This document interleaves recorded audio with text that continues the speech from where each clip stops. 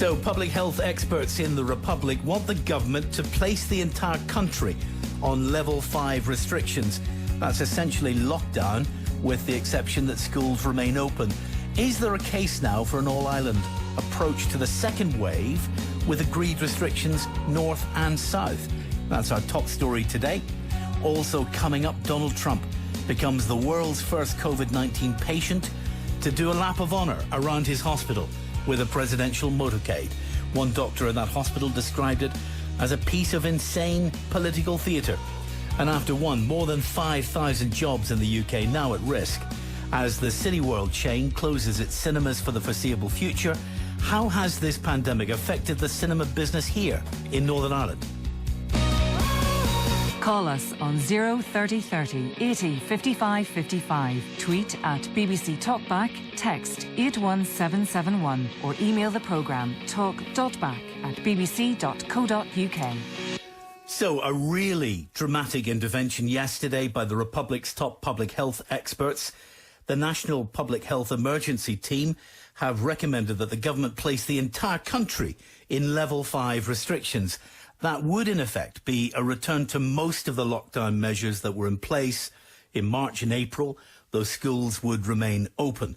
All indoor gatherings would be banned. No sports fixtures would be held.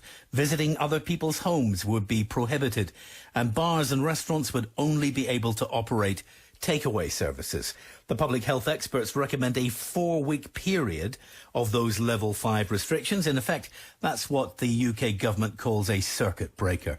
If the Republic decides to take that very serious step, and it will require the Cabinet to sign off on it, of course, what should happen here, north of the border? We're joined by Professor Gabriel Scally from the Royal Society of Medicine. He's member of the Independent SAGE. Colm Gildernew, Sinn Féin MLA and chair of the Stormont Health Committee. Paula Bradshaw, Alliance MLA, also a member of the Stormont Health Committee, and the local tax consultant, Adrian Huston. Welcome to all of you. Good afternoon. Good afternoon. Colm, let me come to you first. If the Republic goes this way, and it's a very serious thing to do, a 4-week circuit breaker of this kind, what should happen here? Well, clearly there are significant concerns which have prompted this suggestion by NPHET, and I'm aware that the Cabinet meeting now in the South has been moved forward to today. So there are significant concerns right across the island in terms of the rising cases. And it makes sense in terms of Ireland being a single epidemiological unit that any measures we take are consistent, are coordinated, and the messages are communicated effectively right across this island. It also is vital that we continue to cooperate east-west and west-east as well, because the greater harmony we have around all of these measures and messaging, the better chance we will have of success. When you say Ireland is a single epidemiological unit, what do you mean by that? Because there are other places that have different jurisdictions on the same landmass, of course. Are they all single epidemiological units? Well, Ireland has long been recognised as being a single epidemiological unit, and we have obviously very, very embedded social interactions north and south, as well as business and education and all of the other interactions. So Ireland functions on the basis of an all-Ireland economy, for example. There are huge parts of the border where people live on one side, work on the other side, maybe have parents on one side of the border. So we have a particularly integrated social interaction here, and that's what makes this particularly important, that the measures, first of all, make sense, are coordinated. There's no point in having measures in Strabane which are different from Lifford. And it would be better and easier understood and easier implemented if those measures were more closely coordinated. Mm-hmm. And I do note, and I'm pleased to note, that there has been a meeting of the North-South Ministerial Council there on Friday between the two CMOs, and there has been a commitment. And I think what we need to see now is an increase from those conversations being translated into real plans on the ground and moving forward in a very, very coordinated way.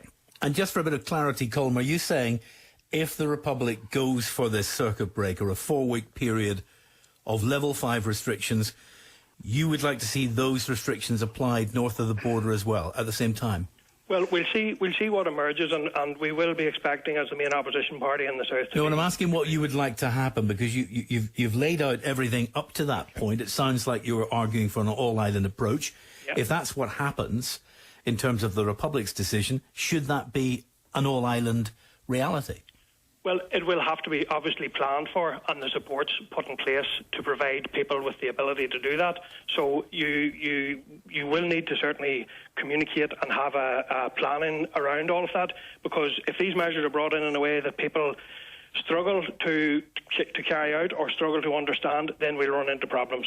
So I think we need to see planning, we need to see better coordination, and ideally we need to see maximum harmonisation of measures across the island. Paula Bradshaw, how do you see it? Well, I think that the Irish government has obviously been a bit blindsided by these recommendations from the Scientific Advisory Group last night, and I don't think that they will take the recommendation for level 5. I think they will probably move from level 2 in some areas to level 3 and level 4 maybe in Donegal and Dublin. The difference for the South from the North basically is that they can move immediately with these restrictions. They can ask businesses to close their doors tomorrow because they can be more agile in terms of financial support for those people who are affected. What we in the Alliance Party would very much like to see is an all-islands plural approach, and I think Colm touched on it there, because the Northern Ireland Executive would surely now need to seek additional financial support from Westminster. So our hands are tied somewhat in terms of the more extreme measures that could be reintroduced to reduce community contact and transmission, whereas I say the Irish government can be more financially agile in this regard. I'm not saying we shouldn't do it. I think the huge rise in numbers, especially in the last week, we've had 3,289, I think, in the last week.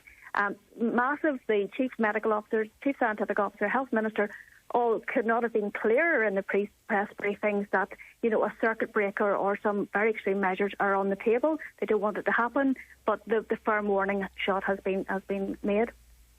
Just a reminder that most of the Republic is currently at level 2 of the restrictions there against the spread of COVID-19. 2 counties, Donegal and Dublin, at level 3.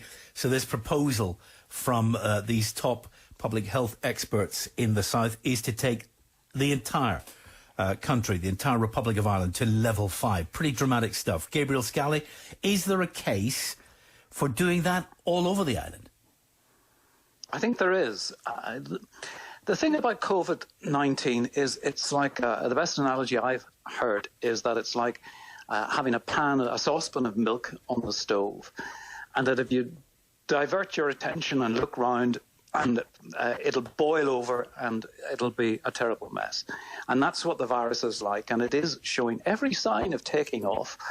And I've been arguing for a long time that there should be an all-island approach, and I really wish that Britain did exactly the same. So I think there is a good argument to get the virus back under control again, and to do that in a unified fashion and discussion. And what I think is absolutely tragic is that it having got down to 0 deaths, both north and south, and very small numbers of cases, single figures in the north and into the teens in the south, that opportunity wasn't grasped to eliminate the virus from the island. And that's what we're going to have to pay the price for. And it is going to be tough. There's no doubt about it. What about those who say, Gabriel, thankfully, we have a very low death toll at this point ongoing, and that's a significant difference from the first wave? Oh, it is, and that's because an awful lot of older people and vulnerable people, you know, they didn't believe the stuff about loosening, ending shielding and loosening restrictions and pubs opening and so on, and they looked after themselves and are still looking after themselves. But you can only do that for a certain period of time, because staff going in and out of care homes and staff going in and out. And we've seen what happened in Craigavon and Newry hospitals. And as the numbers grow in the community, we will see spillover into the elderly and the vulnerable communities. And we have to stop that. We can't have a situation where the virus is allowed to spread. I know there are people who think that's the right way forward, but that isn't right. I don't believe in the survival of the fittest. We have a duty to look after people. Adrian Huston, obviously these kinds of restrictions, level 5 restrictions, are pretty draconian, aren't they? I mean, that's the point of the exercise, to shut everything down. Massive impact on the economy. Yes, absolutely. And I mean, if the Southern Irish government were foolish enough to do this, that is not a reason why the Northern Ireland Executive should feel the need to follow suit. As Gabriel has pointed out, deaths are very low in Northern Ireland. They're continuing at an average daily of 0 or 1. And it's much the same picture in the south of Ireland. Our own Chief Medical Officer said weeks ago that when he talked about a rise, he said, and this will lead to further deaths. Well, the fact of the matter is it did not. What we need to worry about is the other consequences of an enhanced lockdown. There are already loads of people who do not fall into the government's support schemes, the furlough, which ends this month, the self-employed schemes, etc. There are lots of people who fell between the cracks, and those same people will suffer under the Chancellor's new arrangements. So if we lock down the country, then there are going to be an awful lot of people losing income, losing jobs. This all then has an impact on domestic abuse in the house, if people are in the house more than they previously were, suicide, mental health. Yeah. And the government's new schemes are much less generous. So unless the Northern Ireland Executive wants to cut some of the money from its other budget headings, I don't think it's likely to be getting money from London if it decides to go solo and go for some sort of daft circuit break. No, you think it's daft and it's unwise, and that may be the case in terms of an economic analysis, if you put it that way, Adrian. But Gabriel, let me ask you about the point of a lockdown. Because we were told in the first wave that the point of the lockdown in the United Kingdom was to protect the NHS, to protect healthcare resources. The point of the lockdown wasn't to try to eliminate completely this virus, even if that's possible, but to protect the healthcare resources that were available. And we did that. And it looks like we could manage to do it again without a lockdown, in the judgment of some. Wow. You know, it's not a runner, is it? I mean, the NHS wasn't overwhelmed, but that was at the cost of the NHS, for example, doing things like sending people sick with COVID, but because they were old, sending them out to die in care homes. And we know what happened in the NHS. We know other patients with heart disease or cancer or symptoms that need investigation didn't come forward for investigation. So the NHS wasn't overwhelmed, but there were tens of thousands of deaths across these islands and a huge number of people now living with long COVID symptoms. And I understand the economics of it, believe you me, because health and the economy are linked. You can't have healthy high streets without healthy back streets, and it's the people who live in the worst conditions and in poverty who are suffering. And we will be left with such a toll of people with long-term illness now. We know that, and that's different from what we knew at the beginning. Long COVID is going to cost us so much in terms of personal suffering, but also economically. So we've got to get this virus under control. Gabriel, as a public health expert, help us understand this. What are the public health implications of a massive recession or depression, of putting people out of their jobs, of putting in restrictions that can actually end some previously successful industries altogether? Over time, in terms of excess deaths, mental health implications, the whole gamut of it, what are the implications? Oh, they are enormous. They absolutely are enormous. And we've got another 6 or 9 months at least of this to go. So what's the best way of preserving our economic infrastructure in all its senses? Well, if you look across the world, the countries that have had the lowest number of cases and the lowest number of deaths are the countries that have seen least economic damage. And that's why I and other public health people argued that during the summer we should have pressed on and we should have got it to zero, and we should have kept it at zero by putting in quarantine arrangements. Now, that wasn't done, and we're paying the price for that in terms of increased cases, and we may well be paying the price in terms of more social restriction. But that's what the decision was, and we've got to take the economic consequences of that, and we've got to spend money to keep people busy and working and supporting them when they can't. But getting the economy running again will depend on getting the virus down. We can't have this trade of lives, people dying now unnecessarily from preventable conditions because of the economic consequences for the next 6 to 9 months. We need to pay up the money and keep people afloat. And when it comes to the money, we've already heard that point being made by Paula Bradshaw, Colm Gildernew, and I know you've got to leave us very soon, yep. Colm, so comment on this for us. I mean, the money coming through in terms of the block grant, the money coming into Stormont, and the connections between Stormont's health department and the rest of the UK in terms of managing the pandemic suggest that jurisdictional approach rather than an all-island approach, it's argued. Your response? Well, as I said in my opening remarks, I believe in that we need to have an all-island and an all-islands, as in East-West, and that is absolutely vital. And it is correct that we need to protect individuals and business from the impacts of this. But it's fantasy, isn't it? Well, it's fantasy to think that the Republic and the GB government are going to be able at this point to have a single policy on COVID. Well, in relation to the economic protections that are going to be needed, Conor Murphy has written to the Treasury because we do need to have a conversation if there is a need, and all of these measures need to be based on the advice coming from the medical and scientific professionals. So if they're saying that there needs to be some kind of further restrictions, we then need to build in the supports that will be necessary to go alongside that. Which means give us British money to run an Irish health strategy. Well, I mean, I think everyone recognises the value of having a coordinated approach here on the island of Ireland as well as East-West. And that's what people that I speak to on the ground want to see happening. When you see the reality of the situation in Donegal and Derry, it's beyond question that cooperation will be. This is not an either-or. We need to do all of these things.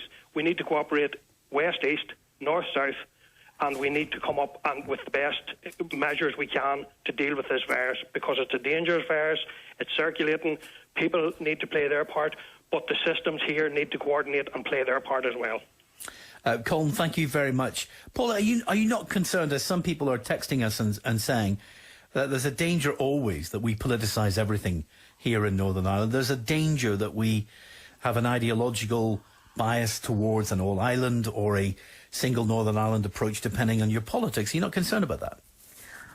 Well, I hope my opening remarks weren't indicating that. I was just really trying to give the reality that the executive here would have their hands tied in some regards, as you know, in terms of some of the potential measures they could introduce that they do introduce in the south. But just to follow on from Colm's point there, like, it is clear that the Health Minister and the Chief Medical Officers across the border have been working extremely hard, and I think that there is obviously the opportunity now to move that forward, because I don't think all the money in the world is going to solve this. On Twitter last night, for example, someone referred to the circuit breaker as a crash diet. So yes, we can get community transmission down for those 2 weeks, but if we don't modify our behaviour, all of us modify our behaviour during the diet, then the restrictions, when they're lifted, the numbers will go up again. So there's opportunities cross-border, all-island, to be looking at messaging, but also where we've had these level 4 measures in Dublin and Donegal, for example, what is the learning that the Irish government, the health department there, have taken from that, and what can we very quickly subsume into our thinking? Mm-hmm. The executive are meeting this morning at 11:30. They're going through looking at what we can bring in here, obviously mindful of the Irish government's approach to the recommendation to go to level 5. So what can we almost take as evidence of measures that have worked in the south and adopt them very quickly up here? But also, as I say, the public health messaging across the whole island is going to be so important, as Colm said, because people are crossing the border daily, and we just have to get community transmission, adult contacts down. Chris on Twitter says, quoting you, Paula, the difference from the south and the north is that they can be more agile in their approach. Our hands are tied by Westminster. Paula Bradshaw arguing a key point of unification for societal success. Well, I meant in regards to the grants or any other financial support that we can give to those businesses or arts organisations or others. That we know in the first lockdown, the first wave of this pandemic, that there were so many businesses that were devastated. Many weren't even able to avail of any of the financial support or grants in that first round and have gone to the wall or have already laid off a lot of staff. My point really is that we have to make sure that we go, as Colm has said and as the executive said, they have to go to Westminster and say, look, we will require more grant funding so that we can support our economy going forward and that we can provide then the level of healthcare, etc., that is needed to get us through the second wave and beyond. So, I'm actually feeling a wee bit uneasy that people are really trying to give this a green and orange slant or try and overly politicise it. We on the Health Committee have tried to be, very collegiate in our approach about this, about what do we need to do for our health service here to protect the workers and to try and keep community transmission down. Paula, thank you very much. Paula Bradshaw. Jim is in Lurgan. Hi, Jim. Yeah, hi, William. Just listening to all this chat about various transmissions and that, and I listened back over the last couple of weeks to some of the comments made by the chief scientific and medical officers. And nowhere amongst all this have I heard reference to transmission occurring either in the workplace or in the hospitality environment or in the retail environment.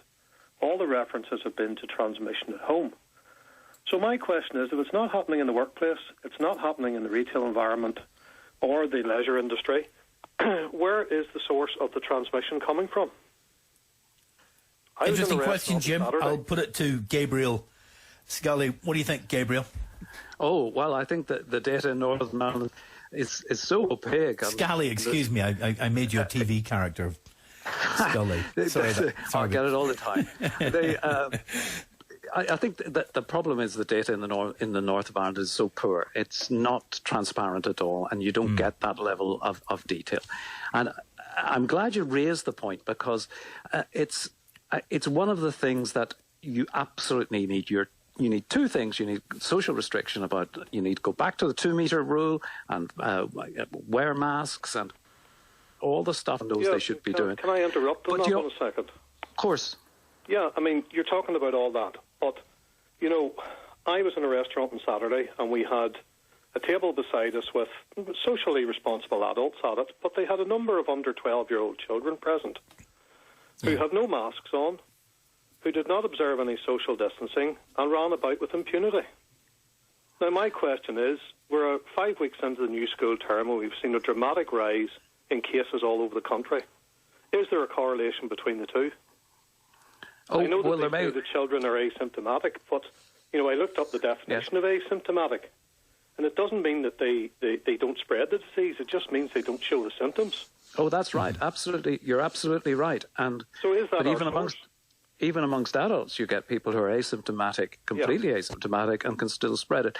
And that absolutely plays to the point that we do need the social restrictions in place, and we do need people to observe them. But we also need a very good and operating efficiently, effectively, find, test, trace, isolate and support system. And that's something that I don't think there is present in the North. And it'd be very interesting to hear. I have heard nothing yet about. There's a lot of national headlines about the data and the 15,000 cases that went missing in England, but I think those probably affect Northern Ireland's data as well.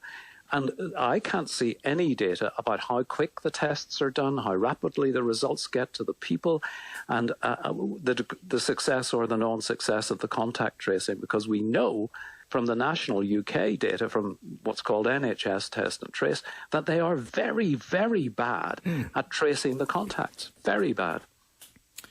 Thank you very much, Jim. Alan's there too in Belfast. Hello, Alan. How you doing, William?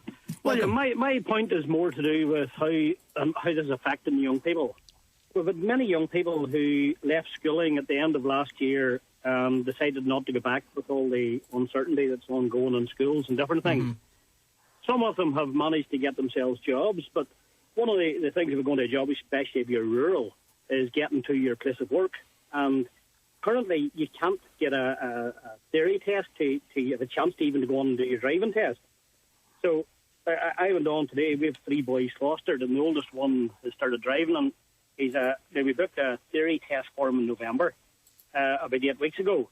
I went on to see if there was any cancellations to try and speed the whole thing up.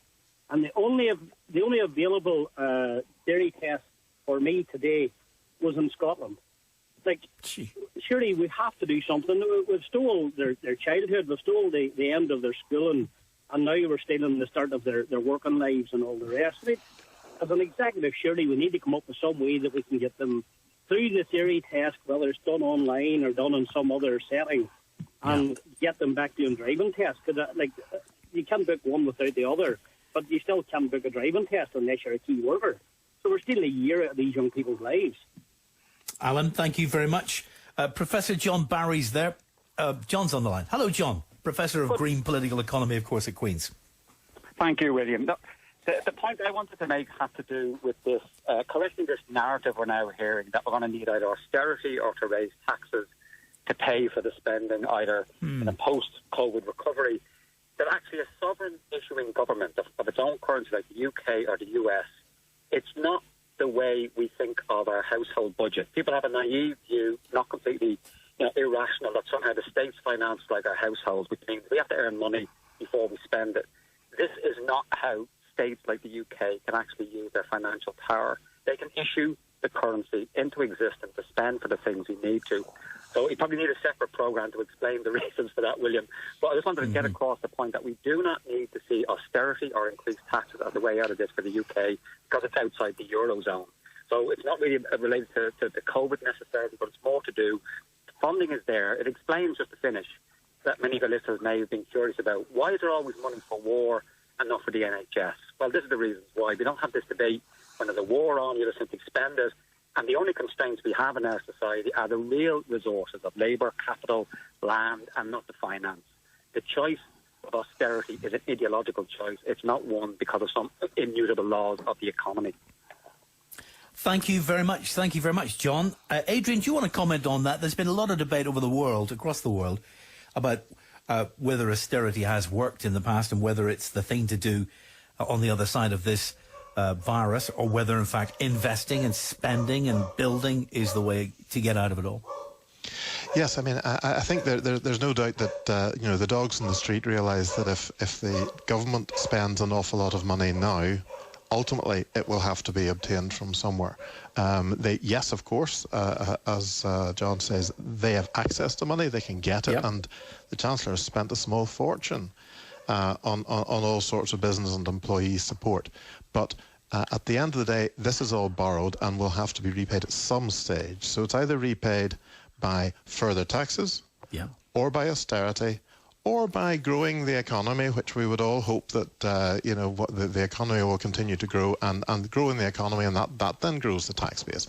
But in reality, the numbers are so big, it's hard to imagine there won't have to be some form of belt tightening or increased taxes down the line. But really, even the Chancellor's attitude at the moment is spend what needs to be spent to keep the place running. And the problem here is that there aren't enough support measures to keep the place running if we go for another lockdown, because the employees, a lot of them fell through the gaps here. And for hourly paid employees working in hospitality, etc., this new arrangement that the Chancellor's bringing out is going to mean effectively the employer paying almost twice as much per hour to employ someone. That's the way that the weird numbers work in that scheme. So this will just lead to job losses. And until we see a lot of deaths happening, there is no justification for increased measures. Yes, we can keep the social distancing until we feel it's gone, but we're not going to make this go away. This is not going to go away by putting on a mask or by having a lockdown. As Paula referred to the tweet, it's like a crash diet. You can lose a bit of weight for a while, but if you go back to your old ways, everything will go back to normal. And we will see the same if we have a circuit breaker for a couple of weeks. It might stop this, lower things for a couple of weeks, and then they'll go back up again because people get back out in society. And there will be multiple waves until we get out of this. But unless people are dying or becoming seriously ill in hospital, that is not a reason to cripple the economy, which will have all the other implications that Gabriel mentioned to people's mental health, to cancer diagnoses, to all the treatment, because the NHS is still not operating anywhere close to capacity, for sure, even though it's not being crippled by COVID. It's a bit of a chicken and egg as well, isn't it, Adrian? Because, as Gabriel said earlier, it's the restrictions that prevented more people from dying. The restrictions in the early days prevented the NHS from collapsing, and then we got the Nightingale Hospital, so we were able to cope. But here we are 6 months on, and still all the the NHS normal activities are still not working, even though society is supposedly relatively back to normal. The NHS is still not providing that sort of care, and so people are going to suffer and die and continue in pain because of this. And I would urge people to look up the YouTube channel of Fat Emperor, which is Ivor Cummins, a fantastic Irishman with a wonderful, calm way of looking at all the numbers on this. It's a terrible Is he the personal trainer? No, he's not a personal trainer. No, I know the rather angry personal trainer to which you refer, but no, Ivor Cummins is a guy who has a background in numbers and this sort of thing, and he's very, very good in explaining how the numbers and the tests interact and when we should panic and when we should not. Well, William, you're jumping in there. Go ahead. Well, Gabriel. He does. He promotes a ketogenic diet is his big thing. And his numbers are completely wrong all over the place. They are wrong. And he's way out of his depth. But I agree, he's a great salesman. There's no doubt about it. The thing we have to do is get the numbers down again. And this time, we have to keep them down. And you can't do that without a proper find, test, trace, isolate support system. And as you know, as everyone knows, when we went into lockdown the last time, the community testing and tracing stopped. It was just stopped. And then it was built up again a couple of months later, but it was built up mostly, and most of the tests are done now by NHS Test and Trace across the whole of the UK, and that system is not working. So we can get the numbers down, and they don't have to go back up, but we have to do a couple of things. One is to get that system working, and I think it should, in Northern Ireland, because I don't believe it is working, it should be reviewed, and there should be a rapid external review of how well or how bad it is. And then the other thing we should do is we should stop the importing, when we get it down, importing new cases. That is the only way forward. Otherwise, we end up doing what we're doing now, which is saying, oh, well, we'll get it down, but it'll just go back up again. It doesn't have to. Plenty of places across the world have managed to get it down or kept it down, never got up in the first place, but when they got it down, have kept it down. And there's no reason why we can't do that, and it's an issue of competence, and it's an issue of public health leadership, and that's what we don't have. Thank you for that. Orla is in Belfast. Hello, Orla. Hello, William. Yes, first of all, I'd like to say that Professor Scally is 100% right, absolutely right. And I think the whole problem has been there's been no commitment from this government or the executive to pushing COVID-19 down to zero. And he's totally right. But my question is this, something raised by Paula Bradshaw. I'd like an explanation as to what she meant as to why they can't go their own way in this because of the money coming from Westminster. I mean, really looking at Scotland, Scotland has done their own thing for many months now. They even set up their own preventive stage. The British government has not cut off money there. And I think it would be appalling to think that, they were using this as an excuse to put themselves in a stranglehold of not actually protecting the people, because that's really letting people down and throwing them under the bus. So maybe someone can answer that question for me. Orla, how do you think Nicola Sturgeon would respond if somebody said, we're going to have an entire GB approach to this pandemic, which will be controlled by the government in Westminster. You'll just implement the policies. Well, I think Nicola Sturgeon would look at what's best for her people. And, I think we're at the stage now, as Professor Scally points out, where we have to do what's best for people's health. Getting rid of the virus is number one priority, because unless you actually commit to getting rid of the virus, we are going to be in for a lot of pain for a very, very long time here, both economically and psychologically. Thank you very much. And Colin's in Newry. Hello, Colin. Hello, William. How are you? I'm doing well. Well, we were talking a few moments ago there about the increased risks through retail and through the workplace. Has anybody considered the glaring obvious huge spike in transmission through team sports?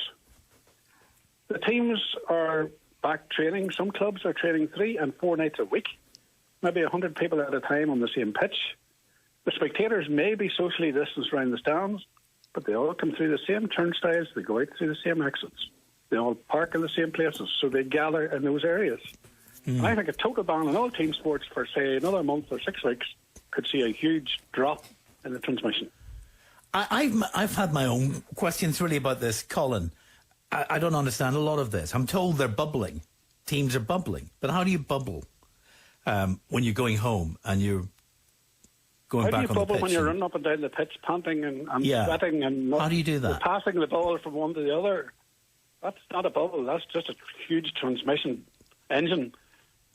And thank you very much, Colin. Of course, Gabriel, under these level 5 restrictions, if that's the way the Republic goes, it would be an end to that kind of team sports. Is it a problem? Is team sport a problem? Yeah. Well, I think some of the scenes about spectators and so on. But even the players hugging each other on the pitch after. Oh yeah. Well, I think it is. I mean, personally speaking, I go back to the 2 meters rule. If you can't play your sport and keep 2 meters apart, well, how do you do a socially distanced tackle? Exactly. Can you tackle socially distanced?